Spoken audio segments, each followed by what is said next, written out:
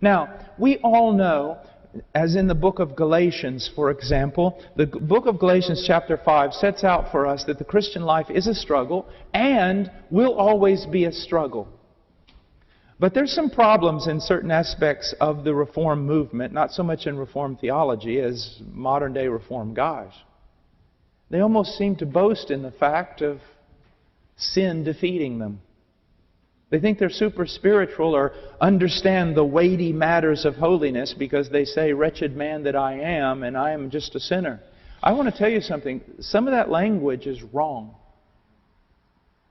If you are truly a Christian, you have the teachings of Christ, you have the providence of the Father, you have the Spirit of God working in your life, and my dear friend, there ought to be victory over sin.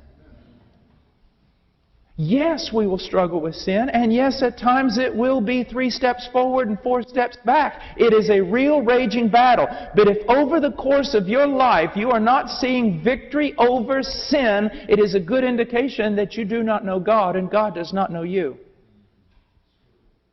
Remember what He says, "I will cleanse them from all their filthiness and their idols." If I were to describe my Christian life, if I were to look back on my Christian life the last 30 years, that passage applies more than any other passage. I can see God cleansing me from my filthiness and my idols. And He will continue to do so until the day that I die, because glorification is when we reach perfection.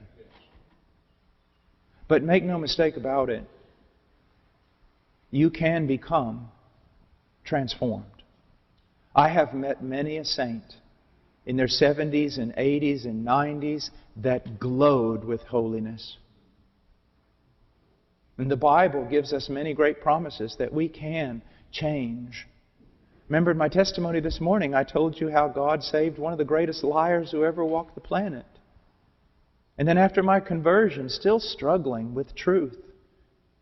And God just relentlessly beating me to death. You see, He who began a good work in us will finish it. He will. And there will be victory over sin.